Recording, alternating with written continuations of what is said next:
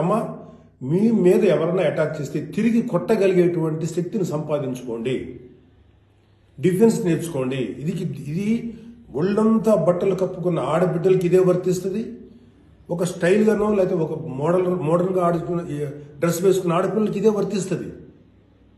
దీనికి మగవాడి యొక్క చండాలమైనటువంటి మనస్తత్వం చాలా, అంటే నాట్ ఆల్ మేల్, సపోజ్ కొంతమంది క్రూయల్, ఒక ఆడదాన్ని విలాస వస్తువు చూసే ప్రతి మగ వెధవకి చెప్తున్నాం, వాళ్ళకి ఏ అయినా ఒకటే, ఒళ్ళు నిండా బట్టలు కప్పుకున్నా ఒకటే, మోడర్న్గా స్టైల్గా బట్టలు వేసుకున్న ఆడది ఒకటే.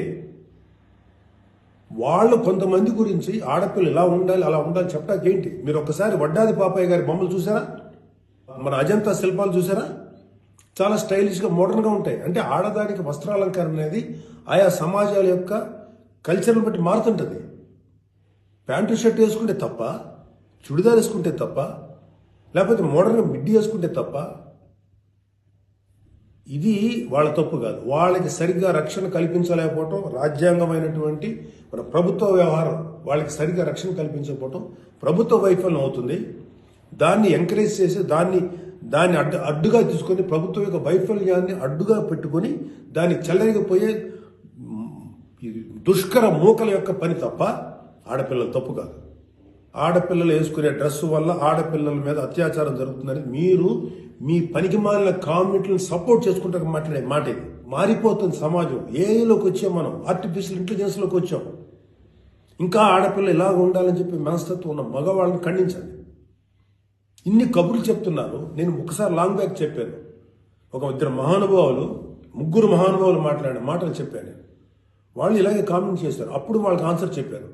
ఇప్పుడు మళ్ళీ చెప్తున్నా, ఆడదాన్ని అవమానించిన ఏ ఒక్కడు కూడా బాగుపడలేదు మన పురాణాల ప్రకారం.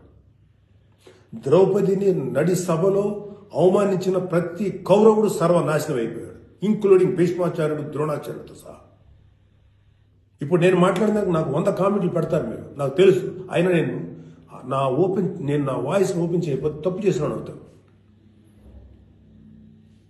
చాలా మంది ఆడబిడ్డలు వాళ్ళు ఎన్ని బాధలు పడి ఎంత చేసి ఇలా ముందుకు వస్తున్నారు. వాళ్ళకున్న వ్యక్తిగత సమస్యలు ఉంటాయి. ఒక ఆడపిల్లకి సంబంధించినటువంటి ఎన్నో రకాల ఇష్యూస్ ఉంటాయి. అటన్నింటినీ కాదు అనుకుని సమాజం గురించి బతుకుతున్నారు.